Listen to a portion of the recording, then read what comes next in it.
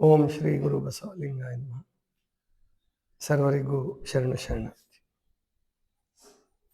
ಇವತ್ತು ಪತಂಜಲಿ ಯೋಗ ಸೂತ್ರದ ಬಗ್ಗೆ ತಿಳ್ಕೊಳ್ಳೋದ್ರ ಬದಲು ಅದೇ ಸಮಯದಲ್ಲಿ ನಮ್ಮೆಲ್ಲರ ಅಸ್ತಿತ್ವ ಮತ್ತು ಅಸ್ಮಿತೆ ಅದರ ಬಗ್ಗೆ ತಿಳ್ಕೊಬೇಕಾಗಿದೆ. ಯಾಕಂದರೆ ಭಾರತ ಅನ್ನುವಂತಹದ್ದು ಈಗ ನಾವೇನು ಈ ಸ್ಥಿತಿಲಿ ಇದೀವಲ್ಲ, ಈ ಸ್ಥಿತಿಗೆ ಬರಲಿಕ್ಕೆ ಇದು ಸುಮ್ಮನೆ ಬಂದದ್ದಲ್ಲ. ಇದು ಕೋಟಿ ಕೋಟಿ ಜನರ ಬಲಿದಾನ, ಕಷ್ಟ ಸಹಿಷ್ಣುತೆ, ಉಪವಾಸ, ವನವಾಸ ಮತ್ತು ಪಶುಗಳಿಗಿಂತಲೂ ಪಶುಗಳ ರೀತಿಯಲ್ಲಿ ನಡೆಸ್ಕೊಂಡಂತಹ ಬ್ರಿಟಿಷರ ಹಿಂಸೆಯನ್ನು ಸಹಿಸಿ ತಂದುಕೊಟ್ಟಂತಹ ಸ್ವಾತಂತ್ರ್ಯ ಇದು. ಅಂತಹ ಸ್ವಾತಂತ್ರ್ಯ ಬರುವಾಗಲೂ ಕೂಡ ಒಂದು ರೀತಿ ಭಾರತನ ಒಗ್ಗಟ್ಟು ಮಾಡಿದ್ರು, ಒಂದುಗೂಡಿಸಿದ್ರು. ಯಾಕಂದರೆ ಒಂದು ವೇಳೆ ಬ್ರಿಟಿಷರು ಬರದೇ ಹೋಗಿದ್ರೆ ಮತ್ತು ನಮ್ಮಲ್ಲಿ ವಿದ್ಯೆ, ಶಿಕ್ಷಣ, ಪಾಶ್ಚಿಮಾತ್ಯ ಶಿಕ್ಷಣ ಒಂದು ವೇಳೆ ಸಿಗದೆ ಹೋಗಿದ್ರೆ ನಮ್ಮ ದೇಶ ಈ ಸ್ಥಿತಿನಲ್ಲಿ ಇರ್ತಿರ್ಲಿಲ್ಲ ಅಂತ ಅನ್ಸುತ್ತೆ. ಯಾಕೆ ಅನೇಕ ಜನ ಹೇಳ್ಬೋದು, ಇಲ್ಲ ನಮ್ಮ ದೇಶ ಮೊದಲು ಅಖಂಡವಾಗಿತ್ತು, ಬಹಳ ದೊಡ್ಡದಾಗಿತ್ತು, ಆಫ್ಘಾನಿಸ್ತಾನದಿಂದ ಶ್ರೀಲಂಕಾದವರೆಗೂ ಇತ್ತು. ಅದೆಲ್ಲ ಬರೀ ಹೇಳಕ್ಕೆ ಚಂದ ಅಷ್ಟೇ. ಆದರೆ ಇಡೀ ದೇಶ ಸುಮಾರು 565 ಸಂಸ್ಥಾನಗಳಾಗಿ ಹೊಡೆದೋಗ್ಬಿಟ್ಟಿತ್ತು. ಸ್ಥಳೀಕ ರಾಜರೆಲ್ಲರೂ, ಬಹಳಷ್ಟು ಜನ, ಎಲ್ಲರೂ ಅಲ್ಲ ಬಹಳಷ್ಟು ಜನ ಈ ತಮ್ಮ ತಮ್ಮ ರಾಜ್ಯದ ಹಿತಾಸಕ್ತಿ ಮತ್ತು ಯುದ್ಧ, ಈರ್ಷೆ ಇದೆಲ್ಲ ಇದ್ದಿದ್ದ ಕಾರಣದಿಂದ ಪರಕೀಯರು ನಮ್ಮ ದೇಶಕ್ಕೆ ಬರಕ್ಕೆ ಅನುಕೂಲ ಆಯಿತು. ನಮ್ಮಲ್ಲಿ ಒಂದು ಧರ್ಮ, ಒಂದು ಆಚರಣೆ, ಒಂದೇ ರೀತಿ ಆಚರಣೆ ಇಲ್ಲ ಈ ದೇಶದಲ್ಲಿ. ಗೊತ್ತಿದೆ ಅದು ನಿಮಗೆಲ್ಲ, ಇವತ್ತಿನ ವಿಷಯ ಅಲ್ಲ ಅದು. ಯಾವತ್ತಿಂದನೂ ನಮ್ಮಲ್ಲಿ ಅನೇಕ ಧರ್ಮಗಳು, ಜಾತಿ, ಮತ, ಪಂಥಗಳು, ವರ್ಣಾಶ್ರಮ, ವರ್ಣಗಳು, ಆಮೇಲೆ ಅದರಲ್ಲಿ ಮತ್ತೆ ಒಳಪಂಗಡಗಳು ಹಿಂಗೆಲ್ಲ ಇದ್ದಂತಹದ್ದು. ಜೊತೆಗೆ ರಾಜಕೀಯ ವ್ಯವಸ್ಥೆ ಕೂಡ ಎಲ್ಲೋ ಕೆಲವು ರಾಜರು, ಸಮರ್ಥ ರಾಜರ ಸಂದರ್ಭದಲ್ಲಿ, ಅವರ ಆಳ್ವಿಕೆಯ ಸಂದರ್ಭದಲ್ಲಿ ಒಂದಾಗಿತ್ತು ಅನ್ನೋದು ಬಿಟ್ಟರೆ, ಇಲ್ಲದೆ ಹೋದರೆ ಕಚ್ಚಾಟ, ಯುದ್ಧ ಮತ್ತು ಸಮಯ ಸಾಧಕತೆ ಇದೇ ಬಹಳ ಇತ್ತು. ಅದನ್ನು ಸರಿಯಾಗಿ ಉಪಯೋಗಿಸ್ಕೊಂಡಂತಹ ಮುಸಲ್ಮಾನ್ ದೊರೆಗಳು, ಮೊಘಲ್ ದೊರೆಗಳು, ಅದಕ್ಕಿಂತ ಮುಂಚೆ ಗಜ್ನಿ ಮಹಮ್ಮದ್, ಗೋರಿ ಮಹಮ್ಮದ್ ಇಂಥವ್ರ ದಾಳಿ ಜೊತೆಗೆ ಸಂಪತ್ತನ್ನು ಲೂಟಿ ಮಾಡಿದ್ದು, ಜೊತೆಗೆ ನಮ್ಮ ಏನು ದೈವಿ ಸಂಸ್ಕೃತಿ ಇತ್ತು, ಆ ದೈವಿ ಸಂಸ್ಕೃತಿಯಲ್ಲೇನು ದೋಷ ಇರಲಿಲ್ಲ ಅಂತಲ್ಲ, ದೋಷಗಳಿದ್ವು. ಅದ್ರ ಮೇಲೆ ಬಹಳ ದೊಡ್ಡ ದಾಳಿ ಆಯಿತು. ಗುಣಗಳು ಜಾಸ್ತಿ ಇದ್ವು, ಅದರಲ್ಲಿ ಬಹಳ ಒಳ್ಳೆಯ ಸಂಸ್ಕೃತಿ ಇತ್ತು. ಹಾಗೆ ನೋಡ್ತಾ ಹೋದರೆ ಸಾಧನೆ, ಯೋಗ, ಜೊತೆಗೆ ಉದಾರತೆ, ವಿಶಾಲ ಚಿಂತನೆ ಎಲ್ಲ ಇತ್ತು. ಆದರೆ ಅಷ್ಟೇ ಸಂಕುಚಿತ ಭಾವನೆ, ಜಾತಿ ಪದ್ಧತಿ, ಸ್ತ್ರೀ ಶೋಷಣೆ, ಯಾಗಯಜ್ಞಗಳ ನೆಪದಲ್ಲಿ ಪ್ರಾಣಿ ಬಲಿ ಇವೆಲ್ಲ ಇದ್ದವು. ಇದರ ದುರುಪಯೋಗವನ್ನು ನಾವು ಚೆನ್ನಾಗಿ ತಗೊಂಡ್ರು. ಆದರೆ ನಮ್ಮ ದೇಶ ಒಂದು ದೇಶವಾಗಿ ನಿಲ್ಲೋದಕ್ಕೆ, ಒಂದು ಸಂವಿಧಾನದ ಕೆಳಗೆ ಬರೋದಕ್ಕೆ ಬಹಳ ದೊಡ್ಡ ದಂಡವನ್ನು ನಾವೆಲ್ಲ ಕೊಡಬೇಕಾಗಿ ಬಂತು. ನಮ್ಮ ಹಿರಿಯರು, ನಾವು ಅವಾಗ ಒಂದಲ್ಲ ಒಂದು ರೂಪದಲ್ಲಿ ಇರ್ತೀವಿ, ಇಲ್ಲ ಅಂತೇನಲ್ಲ. ನಿಮ್ಮ ಜನ್ಮ ಇದೇ ಮೊದಲನೇದಲ್ಲ. ಆ ಜನ್ಮದಲ್ಲಿ ನಾವು ಏನಾಗಿದ್ವಿ ಅನ್ನೋದು ಗೊತ್ತಿಲ್ಲ ಅಷ್ಟೇ. ಆದರೆ ನಾವಿದ್ವಿ ಆ ಸಂದರ್ಭದಲ್ಲಿ, ಯಾವ ರೀತಿ ಇದ್ವಿ, ಹೇಗಿದ್ವಿ ಅದನ್ನು ಪರಮಾತ್ಮ ಸೀಕ್ರೆಟ್ ಆಗಿ ಇಟ್ಟಿದ್ದಾನೆ, ಗುಪ್ತವಾಗಿ ಇಟ್ಟಿದ್ದಾನೆ. ಆದರೆ ಇವಾಗ ನಾವು ಸ್ವತಂತ್ರ ಆಗಿದ್ದೀವಿ. ಸ್ವತಂತ್ರ ಸಿಕ್ಕ ಮೇಲೂ ಕೂಡ ನಮ್ಮ ಕೆಲವು ರಾಜಕಾರಣಿಗಳ ಸ್ವಾರ್ಥ, ತಪ್ಪು ನಿರ್ಧಾರ ಮತ್ತು ಸ್ವಜನ ಪಕ್ಷಪಾತ, ಅದು ಇವೆಲ್ಲ ಸೇರ್ಕೊಂಡು ದೇಶಭಕ್ತಿ ಅನ್ನೋದು ಹಾಳಾಗಿ ಹೋಗ್ಬಿಟ್ಟಿತ್ತು. ನನಗೆ ಚಿಕ್ಕವರಿದ್ದಂಗೆ ಚೆನ್ನಾಗಿ ನೆನಪಿದೆ, ನಮ್ಮ ದೇಶ ಸುಧಾರಣೆ ಆಗಲ್ಲ, ಇಷ್ಟೇನೆ, ಯಾರು ಬಂದರೂ ರಾಗಿ ಬೀಸೋದು ತಪ್ಪಲ್ಲ, ಇಂತಹ ಕೆಲವು ಮಾತುಗಳನ್ನು ಚೆನ್ನಾಗಿ ತೇಲ್ಬಿಡ್ತಾ ಇದ್ರು. ಅದನ್ನು ಅದನ್ನೇ ಬಳಸ್ಕೊಂಡು ತಾವು ಅಧಿಕಾರ ನಡೆಸೋಕ್ಕೆ ಪ್ರಯತ್ನ ಪಡ್ತಾ ಇದ್ರು. ಆದರೆ ಇವಾಗ ನಮ್ಮ ದೇಶಕ್ಕೆ ವಿಶ್ವದಲ್ಲಿ ಒಂದು ಮಾನ್ಯತೆ, ಒಂದು ಸ್ಥಾನ. ಒಂದು ಕಾಲದಲ್ಲಿ ನಾವೆಲ್ಲರೂ ಊಟ ಮಾಡೋದು ಕಷ್ಟ ಆಗುತ್ತೇನೋ, ಇನ್ನೊಂದು 10 ದಿವಸ ಆಗುತ್ತೋ, ತಿಂಗಳಾಗುತ್ತೋ ನಮ್ಮದು ಏನು ಬ್ಯಾಂಕ್ ಬ್ಯಾಲೆನ್ಸ್ ಅಥವಾ ವಿದೇಶಿ ವಿನಿಮಯ ಇಷ್ಟರ ಮಟ್ಟಿಗೆ ಕೆಳಗಿಳಿದಂತಹ ದೇಶ. ಇವತ್ತು ನಾವು 3ನೇ ಆರ್ಥಿಕತೆ, 4ನೇ ಆರ್ಥಿಕತೆ, 3ನೇ ಆರ್ಥಿಕತೆ, ಇನ್ನೂ ನಾವು ಡೆವಲಪ್ಡ್ ಕಂಟ್ರಿ, ಸಂಪೂರ್ಣವಾಗಿ ಅಭಿವೃದ್ಧಿ ಹೊಂದಿದ ದೇಶ ಆಗ್ತೀವಿ ಅನ್ನುವ ಕನಸನ್ನು ಕಾಣುವಂತಹ ಒಂದು ಅವಕಾಶ ಒದಗಿ ಬಂದಿದೆ. ಅದಕ್ಕೆ ಇನ್ಮೇಲೆ ನಾನು ನಿಮಗೆಲ್ರಿಗೂ ಹೇಳೋದೇನೆಂದರೆ, ಮತ್ತು ಆರೋಗ್ಯದ ವಿಷಯದಲ್ಲೂ ಕೂಡ ನೀವು ಆಸ್ಪತ್ರೆಗಳಿಗೆ ಗುಲಾಮರಾಗಿ ಬಾಳುವ ಅಗತ್ಯ ಇಲ್ಲ. ನೀವೆಲ್ಲ ಮನಸ್ಸು ಮಾಡಿದರೆ ಆರೋಗ್ಯವನ್ನು ಪಡ್ಕೊಂಡು ಔಷಧಿ ಮಾತ್ರೆಗಳಿಲ್ದಂಗೆ ಬದುಕುವಂಥ ಸಾಮರ್ಥ್ಯ ನಿಮಗೆ ಬಂದೇ ಬರುತ್ತೆ. ಅದಕ್ಕೆ ಈಗ ಚೈತ್ರ 21 ದಿವಸ ಏನು ಬದುಕಿ ಸಂತೋಷವಾಗಿ ಇವತ್ತು ಮನೆಗೆ ಹೊರಟಿದ್ದಾಳೆ. ಅವಳನ್ನ ನಾವೆಲ್ಲ ಬೀಳ್ಕೊಡೋಣ. ಅವಳೇ ಸಾಕ್ಷಿ. ಅವಳು ಬಂದಾಗ ಹೇಗಿದ್ಲು, ಅವಳ ಪರಿಸ್ಥಿತಿ ಹೇಗಿತ್ತು ಅವಳಿಗೂ ಗೊತ್ತು. ಅವ್ರ ಮನೆಯವರಂತೂ ಎಷ್ಟು ಕಷ್ಟ ಅನುಭವಿಸಿದ್ದಾರೆ ಎಲ್ಲರೂ. ಅವರಪ್ಪ, ಅಣ್ಣ ತಮ್ಮಂದರು, ಅಜ್ಜ ಅಜ್ಜಿ ಎಲ್ಲರೂ ಆಕೆಯ ರಕ್ಷಣೆ ಮಾಡೋಕ್ಕೋಸ್ಕರ, ಆಕೆನ ಉಳಿಸ್ಕೊಳ್ಳೋಕ್ಕೋಸ್ಕರ ಎಷ್ಟಾರ ದುಡ್ಡು ಖರ್ಚಾಗಲಿ ಅನ್ನೋ ಲೆಕ್ಕಕ್ಕೆ ಬಂದು ಅವರೆಲ್ಲ ಉಳಿಸ್ಕೊಳ್ಳೋಕೆ ಪ್ರಯತ್ನ ಪಟ್ಟರೂ ಕೂಡ ತುಂಬ ತ್ರಾಸು ಅನುಭವಿಸ್ತಾ ಇದ್ಲು.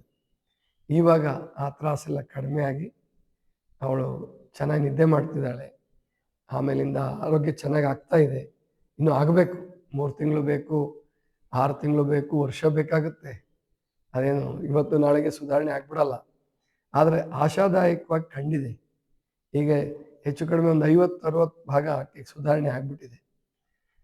ಹಾಗೆ ಅದು ಯಾವುದು ಔಷಧಿ ಮಾತ್ರೆಗಳಿಲ್ಲದೆ, ಇದು ಭಾಳ ವಿಶೇಷ. ಔಷಧಿ ಮಾತ್ರೆಗಳಿಲ್ಲದೇ ಸುಧಾರಣೆ ಆಗಿದ್ದಾಳೆ. ಜೊತೆಗೆ ಯಾವುದು ಆಯುರ್ವೇದ ಕೂಡ ನಾವು ಆಕೆಗೆ ಕೊಟ್ಟಿಲ್ಲ, ಆಯುರ್ವೇದದ್ದಲ್ಲ, ಇದು ಆಹಾರದ ಮೇಲೆ, ಜೊತೆಗೆ ಒಳ್ಳೆ ಪರಿಸರ ಅದೆಲ್ಲರೂ ನೀವು ಕಾಪಾಡ್ಕೊಳ್ಳೇಬೇಕು. ಒಳ್ಳೆ ಗಾಳಿ, ಒಳ್ಳೆ ನೀರು ಬಹಳ ಅಗತ್ಯವಾಗಬೇಕು. ಆಹಾರಕ್ಕಿಂತ ಮುಖ್ಯ ಅವು, ಒಳ್ಳೆ ಗಾಳಿ, ಒಳ್ಳೆ ನೀರು. ಅದಕ್ಕೆ ನೀವು ಇಲ್ಲಿದ್ದೀರಲ್ಲ, ಇಲ್ಲಿಗೆ ಬನ್ನಿ, 10 ದಿವಸ ಇಲ್ಲೇ ಇರಿ ಅಂತ ಯಾಕೆ ಹೇಳ್ತೀವಿ, 21 ದಿವಸ ಇಲ್ಲೇ ಇರಿ ಅಂತ ಯಾಕೆ ಹೇಳ್ತೀವಿ ಅಂತಂದರೆ, ಈ ಗಾಳಿ, ಈ ನೀರು, ಮಳೆ ನೀರು ನಿಮ್ಮಲ್ಲಿ ಸಿಕ್ಕಲ್ಲ, ನಿಮ್ಮೂರುಗಳಲ್ಲಿ ಸಿಗಲ್ಲ. ಆದರೂ ಬೆಂಗಳೂರಿನಂಥ ವಾತಾವರಣದಲ್ಲಿ, ದೊಡ್ಡ ದೊಡ್ಡ ಮೆಟ್ರೋಪಾಲಿಟನ್ ಸಿಟಿಗಳಲ್ಲಿ ಸಿಗೋದೇ ಇಲ್ಲ. ಒಳ್ಳೆ ಗಾಳಿ ಸಿಗೋದೇ ಕಷ್ಟ. ಅದಕ್ಕೋಸ್ಕರವಾಗಿ ಇಲ್ಲಿರಬೇಕು, ಸಾಧನೆ ಮಾಡಬೇಕು. ಮತ್ತು ಹಿಂಗೆ ತಿಳ್ಕೊಬೇಡಿ, ಸ್ಪಿಲ್ನ ತೊಗೊಂಡಿದ್ರೆ ನಾವು ಸುಧಾರಣೆ ಆದ್ವಿ, ಆಮೇಲಿಂದ ಏನು ಜ್ಯೂಸ್ ಕೊಡ್ತಾರೆ, ಹೌದು ಅದು ಪಾತ್ರ ಇದೆ, ಅದ್ರ ಪಾತ್ರ ಇಲ್ಲ ಅಂತಲ್ಲ.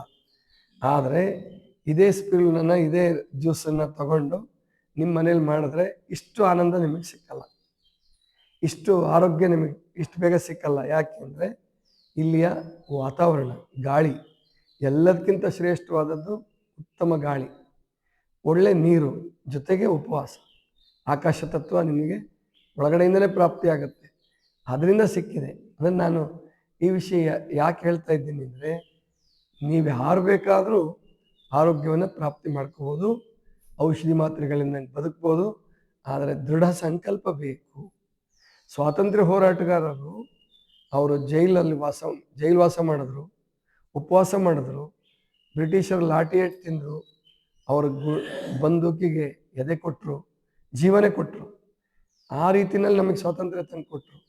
ನಾವು ಅದು ಯಾವುದನ್ನು ಮಾಡಬೇಕಾಗಿಲ್ಲ. ಗಟ್ಟಿ ಸಂಕಲ್ಪ ಮಾಡಿ, ನಾನು ನಾಲ್ಗೆ ಚಟಕ್ಕೆ ಬಲಿಯಾಗಲ್ಲ. ಮೊದಲನೇ ಆದ್ಯತೆ ಆರೋಗ್ಯ, ಮೊದಲನೇ ಆದ್ಯತೆ ನನ್ನ ಆನಂದ, ಸಂತೋಷ. ಆಮೇಲೆ ನಾಲ್ಗೆ ಇದ್ದೇ ಇರ್ತದೆ, ಅದು ಏನು ಶಾಶ್ವತವಾಗಿ ಬಿಡಿ ಅಂತ ಹೇಳಲ್ಲ. ಆನಂದವಾಗಿರಿ, ಆನಂದವಾಗಿ ಊಟ ಮಾಡಿ, ಆದರೆ ಮೊದಲು ಆರೋಗ್ಯವನ್ನು ಪಡ್ಕೊಳ್ಳಿ. ಇದೇ ನೀವು ದೇಶಕ್ಕೆ ಕೊಡ್ತಕ್ಕಂಥ ಒಂದು ಕೊಡುಗೆ. ಅಂದರೆ ಎಷ್ಟೋ ಔಷಧಿ ಮಾತ್ರೆಗಳನ್ನು ಬೇರೆ ದೇಶದಿಂದ ತರ್ತಾರೆ. ನೆನೆ ಒಬ್ಬರು ಬ್ರಹ್ಮಕುಮಾರಿ ಸಾಧಕರು ಫೋನ್ ಮಾಡಿದ್ರು, ಶುಗರ್ ಇದೆಯಂತೆ, ನಾವು ಅಲ್ಲಿ ಬರ್ಬೋದಾ ಅಂತ ಕೇಳಿದ್ರು ಬರ್ಬೋದು ಅಂತ ಹಿಂದೆ ಗೊತ್ತಿದೆ, ಉಪವಾಸ ಮಾಡಿದ್ದ ಅನುಭವ ಇದೆ. ಆಮೇಲೆ ಅಲ್ಲಿ ನಾವು ಬರ್ತೀವಿ, ಅದ್ರ ಕಷ್ಟ ಏನು ಅಂತಂದ್ರೆ ನಾವು ಬೇರೆಯವ್ರು ಮಾಡಿದ್ದು ತಿನ್ನಲ್ವಲ್ಲ, ಆಶ್ರಮದಲ್ಲೇ ಇರ್ಬೇಕಾಗತ್ತ. ಬೇರೆಯವ್ರು ಮಾಡಿದ್ದು ತಿನ್ನಲ್ಲ, ಬೇರೆಯವ್ರ ಕೈಯಲ್ಲಿ ತಿನ್ನಲ್ಲ ಸರಿ, ನಿಮ್ಮ ಮಾತ್ರೆ ಒಳಗಡೆ ಇನ್ಸುಲಿನ್ ಒಳಗಡೆ ಏನೇನು ಹಾಕಿರ್ತಾರೆ ಗೊತ್ತಿದೆಯಾ ನಿಮಗೆ? ಯಾರಿಗೂ ಗೊತ್ತಿಲ್ಲ. ಹಂದಿಯ ಪ್ಯಾನ್ಕ್ರಿಯಾಸ್ ಇಂದ ತೆಗೆದಿರ್ತಾರೆ ಇನ್ಸುಲಿನ್ನ, ಹಂದಿಯ ಪ್ಯಾನ್ಕ್ರಿಯಾಸ್ ಇಂದ ತಗೊಳ್ಳೋದು. ಇನ್ನು ಮಾತ್ರೆ ಒಳಗಡೆ ಪ್ರಾಣಿಜನ್ಯ ಪದಾರ್ಥಗಳನ್ನ ಹಾಕಿರ್ತಾರೆ, ಯಾವ್ಯಾವ್ದ್ರ ಮಲ ಹಾಕಿರ್ತಾರೋ, ಯಾವ್ಯಾವ್ದ್ರದ್ದು ಏನು ಹಾಕಿರ್ತಾರೋ ಗೊತ್ತಿಲ್ಲ, ಅದನ್ನ ನುಂಗ್ತೀರಿ. ಇಲ್ಲಿ ಬೇರೆಯವ್ರ ಕೈಯಿಂದ ನಾವು ಜ್ಯೂಸ್ ಕುಡಿಬೇಕಾ, ಬೇರೆಯವ್ರ ಕೈಯಿಂದ ನಾವು ಊಟ ಮಾಡ್ಬೇಕಂತ ಅಂತೀರಿ. ಎಲ್ಲಿ ನಿಮ್ದು ಉಳಿತು, ಎಲ್ಲಿ ಮಡಿಯುತನ ಉಳಿತು, ಎಲ್ಲಿ ಶೀಲ ಉಳಿತು? ಅದಕ್ಕೆ ಎಲ್ಲರೂ ನಾವು ವಿಚಾರ ಮಾಡೋಣ. ಈ ಪ್ರಾಣಿಜನ್ಯ ಪದಾರ್ಥಗಳನ್ನ ಬಳಸ್ತಾರೆ ಎಷ್ಟೋ ಔಷಧಿ ಮಾತ್ರೆಗಳಿಗೆ. ಅವುಗಳ ಕೊಬ್ಬು, ಅವುಗಳ ಮಾಂಸ, ಅದರದ್ದು ಪಾರ್ಟಿಕಲ್ಸು ಇದೆಲ್ಲ ಬಳಸ್ತಾರೆ. ಇಂಥದ್ದನ್ನ ದೇವ್ರ ಹೆಸರಲ್ಲಿ ದೇವ್ರ ಗುಡಿನಲ್ಲಿ ಇಟ್ಕೊಂಡು, ಮಠದಲ್ಲಿ ಇಟ್ಕೊಂಡು, ಪೂಜಾ ಕೋಣೆಯಲ್ಲಿ ಇಟ್ಕೊಂಡು ಚುಚ್ಕೊಂತೀರಿ, ನುಂಗ್ತೀರಿ. ಇನ್ನು ಎಲ್ಲರೂ ಒಟ್ಟಾಗಿ ಬದುಕಕ್ಕೆ ಬರದೆ ಹೋದ್ರೆ, ಜಾತಿ ಕುಲ ಗೋತ್ರ ನಾವು ಬಿಡದೆ ಹೋದ್ರೆ, ನಮ್ಮ ಸಂಪ್ರದಾಯ ಶ್ರೇಷ್ಠ, ನಿಮ್ದೆಲ್ಲ ಕನಿಷ್ಠ, ನಾವು ಭಾಳ ಚೆನ್ನಾಗಿ ಬದುಕ್ತಾ ಇದೀವಿ ಅನ್ನೋ ಭ್ರಮೆ ಬಿಡದೆ ಹೋದ್ರೆ ಆರೋಗ್ಯ ಎಂದಿಗೂ ಸಿಕ್ಕಲ್ಲ. ಅದಕ್ಕೆ ಹೇಳಿದೆ ಅವ್ರಿಗೆ, ಆಯ್ತು ಬರೋದು ಬೇಡ ನೀವು ಆಶ್ರಮಕ್ಕೆ, ಅದೇ ಮಾತ್ರೆ ನುಂಗ್ಕೊಂತ ಹೋಗಿ ಅಂತ ಹೇಳಿದೆ. ಅದಕ್ಕೆ ನಾವಿಲ್ಲಿ ತಿಳ್ಕೋಬೇಕು, ಇಂತಹ ಪರಿಸ್ಥಿತಿಗಳಲ್ಲಿ ನಾವು ಬಸವಣ್ಣನವ್ರ ತತ್ವವನ್ನು ಆಲೋಚನೆ ಮಾಡಬೇಕು. ಅವತ್ತು ಹೇಳಿದರು ಅವರು, ಹಾಲು ಎಂಜಲು ಪೇಯನ, ಉದಕ ಎಂಜಲು ಮತ್ಸ್ಯನ, ಪುಷ್ಪ ಎಂಜಲು ತುಂಬಿಯ, ಈ ಎಂಜಲನ ತಿಗಳ ಒಡೆಯ ನಳವಲ್ಲ, ಬಂದುದ ಕೈಕೋ ಕೂಡಲ ಸಂಗಮ ದೇವ. ಅಂದ್ರೆ ಎಂಜಲ್ನ ಎಲ್ಲಿ ನಿವಾರಣೆ ಮಾಡ್ತೀರಾ? ಮಡಿ ಮೈಲಿಗೆ ಎಲ್ಲಿ ಮಾಡ್ತೀರಾ? ನೀವು ಹಾಲು ಕುಡಿಬೇಕು, ಮೀಸಲಾಗಿಡ್ಬೇಕು ದೇವ್ರಿಗೆ ಅಮೃತನ ಅಂದ್ರೆ, ಕರು ಕುಡಿಲಾರ್ದೆ ಹಸು ಹಾಲು ಕೊಡಲ್ಲ. ಹಸುವಿನ ಹೊಟ್ಟೆಯಿಂದ ಬರ್ತದೆ. ಹಸು ಏನ್ ತಿನ್ನುತ್ತೆ? ಎಮ್ಮೆ ಏನ್ ತಿಂತಾ ಇದೆ? ಮೇಯ್ಬೇಕಾದ್ರೆ ಎಲ್ಲಿ ಮೇಯ್ತವೆ? ಎಲ್ರಿಗೂ ಗೊತ್ತಿದೆ. ಇನ್ನು ಕಡ್ಕೊಳ್ ಮಾಡಿ ಒಳಕ್ನವ್ರು ಇನ್ನೂ ಹೊರಟಾಗಿ ಹೇಳ್ತಾರೆ, ಊರ ನರಕವ ತಿಂದು ಬೋರಿಯಾಡಿ ಹಿಂಡುವ ಎಮ್ಮೆ, ಅದು ಕೊಟ್ಟಿದ್ದ ಹಾಲು ನಿಮ್ಮೆಲ್ರಿಗೂ ಉಪಯೋಗ ಆಗುತ್ತಲ್ಲೋ. ಎಲ್ಲಿ ಉಳಿತು ನಿಮ್ಮ ಜಾತಿ, ಎಲ್ಲಿ ಉಳಿತು ನಿಮ್ಮ ಧರ್ಮ? ಜಾತಿ ಧರ್ಮ ಮನುಷ್ಯ ಮಾಡ್ಕೊಂಡಿದ್ದು, ಕುಲಗೋತ್ರಗಳು ಮನುಷ್ಯ ಮಾಡ್ಕೊಂಡಿದ್ದು, ಪ್ರಕೃತಿ ಮಾಡಿದ್ದಲ್ಲ, ದೇವ್ರು ಮಾಡಿದ್ದಲ್ಲ.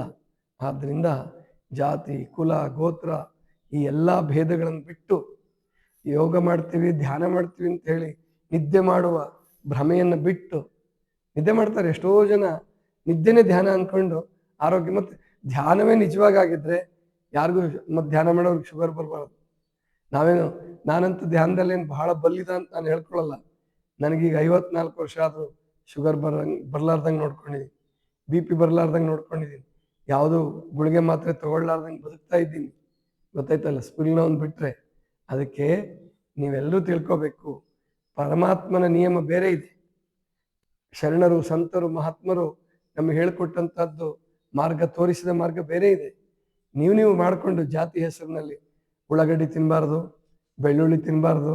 ಉಳ್ಳಾಗಡ್ಡಿ ಬೆಳ್ಳುಳ್ಳಿ ಕೆಟ್ಟವಾಗಿದ್ರೆ ಅಥವಾ ಅದರಿಂದ ಆರೋಗ್ಯ ಕೆಡದಾಗಿದ್ರೆ ಮತ್ತೆ ಅದ್ರ ಬಿಟ್ಟು ಅಲ್ಲಿ ಜಾತಿ ತಗೊಂಬರ್ತೀರಿ. ಆ ಹೇಳ್ಕೊಟ್ಟಂಥ ಗುರುವಿನ ಜಾತಿ ಬರ್ತದಲ್ಲಿ ಆ ಜಾತಿಯ ಸಂಪ್ರದಾಯ ಆಚರಣೆ ಮಾಡ್ತೀರಿ. ಆಮೇಲೆ ಸ್ನಾನ ಮಾಡ್ಬೇಕು, ಪ್ರತಿ ಸಾರಿ ಸ್ನಾನ ಮಾಡ್ಬೇಕಂತ ಹೇಳಿ ಒಂದು ದಿವ್ಸಕ್ಕೆ ಹುಷಾರಿಲ್ದಿದ್ದಾಗ ಬೇದಿ ಶುರುವಾದರೆ 4 ಸಾರಿ ಸ್ನಾನ ಮಾಡ್ತೀರಿ. ಎಲ್ಲಿ ಉಳಿತು ನಿಮ್ಮದು? ಅದಕ್ಕೆ ನಾವಿಲ್ಲಿ ತಿಳ್ಕೋಬೇಕು, ಸ್ವಚ್ಛತೆಯೇ ಮಡಿ, ಸ್ವಚ್ಛತೆಯೇ ಶೀಲ, ಆಮೇಲೆ ಶುದ್ಧವಾದ ಮನಸ್ಸೇ ಮಡಿ, ಆಮೇಲೆ ಅನ್ಯಾಯ ಮಾಡದೇ ಇರ್ತಕ್ಕಂಥದ್ದು, ಅನೈತಿಕತೆಯನ್ನು ಮಾಡದೇ ಇರ್ತಕ್ಕಂಥದ್ದು, ಅದೇ ನಿಜವಾದಂಥ ಶ್ರೇಷ್ಠವಾದ ಭಕ್ತಿ. ಅದನ್ನು ತಿಳ್ಕೊಂಡು ನಾವು ಮೇಲ್ಗಡೆ ಭಾಳ ಶುದ್ಧವಾಗಿದ್ಕೊಂಡು ಲಂಚ ವಂಚನೆ ಮೋಸ ಇಂಥದ್ರಲ್ಲಿ ಇದ್ವಿ ಅಂತಂದರೆ ದೇವ್ರ ಕೃಪೆ ಯಾವತ್ತಿಗೂ ಸಿಕ್ಕಲ್ಲ. ಆಮೇಲೆ ಜಾತಿ ಕುಲ ಗೋತ್ರಗಳ ಹೆಸರಿನಲ್ಲಿಯೋ ಸಂಪ್ರದಾಯದ ಹೆಸರಿನಲ್ಲಿಯೋ ಮಡಿ ಶೀಲ ಮಾಡ್ಕೊಂತ ನೀವು 20 ಸಾರಿ ಸ್ನಾನ ಮಾಡಿದ್ರು ಅದು ಒಂದು ಮಾನಸಿಕ ರೋಗ ಆಗುತ್ತೆ ಹೊರತು ಅದರಿಂದ ಏನು ಪ್ರಯೋಜನ ಆಗಲ್ಲ. ಆದ್ದರಿಂದ ನಾವಿಲ್ಲಿ ತಿಳ್ಕೊಳ್ಬೇಕು, ಯಾವುದು ಔಷಧಿ ಮಾತ್ರೆಗಳನ್ನು ಯಾವುದರಿಂದ ತಯಾರು ಮಾಡ್ತಾರೆ ಸ್ವಲ್ಪ ವಿಚಾರ ಮಾಡಿ. ಎಲ್ಲ ಬ್ರಹ್ಮಕುಮಾರಿಗಳು ಯಾರ್ಯಾರು ಔಷಧಿ ಮಾತ್ರೆ ತಗೊಳ್ತಿದ್ದೀರಾ ಅದರಲ್ಲಿ ಯಾವ್ಯಾವ ಪ್ರಾಣಿದು ಏನೇನು ಹಾಕಿರ್ತಾರೆ ಸ್ವಲ್ಪ ಫಾರ್ಮಾಸ್ಯೂಟಿಕಲ್ ಕಂಪ್ನಿಯವ್ರನ್ನ ಕೇಳ್ಕೊಳ್ಳಿ. ಆಮೇಲೆ ನಿಮ್ಮ ಮಡಿ ಶೀಲವನ್ನ ಮಾಡ್ಕೊಳ್ಳಿ ಅಂತ ತಿಳ್ಕೊಂಡು ಹೇಳ್ತಾ ದೇಶಭಕ್ತಿಯನ್ನು ಬೆಳೆಸ್ಕೊಳ್ಳಿ, ಆಮೇಲೆ ದೈವಿ ಭಕ್ತಿಯನ್ನು ಬೆಳೆಸ್ಕೊಳ್ಳಿ. ನಿಜವಾಗಿ ಅದು ನಮ್ಮನ್ನ ಕಾಪಾಡುತ್ತೆ ಹೊರತು ಇನ್ಯಾವುದು ಕಾಪಾಡಲ್ಲ. ಅದಕ್ಕೆ ಅದು ಶಿಕ್ಷೆ ಆಗ್ತಾ ಇದೆ ಒಳಗಡೆ. ನಾವೇನು ಸಂಕುಚಿತವಾಗಿ ಬಾಳ್ತೀವೋ ಅದಕ್ಕೆ ಶಿಕ್ಷೆ ಒಳಗಡೆಯಿಂದನೇ ಬರ್ತದೆ, ಹೊರಗಡೆಯಿಂದ ಅಲ್ಲ.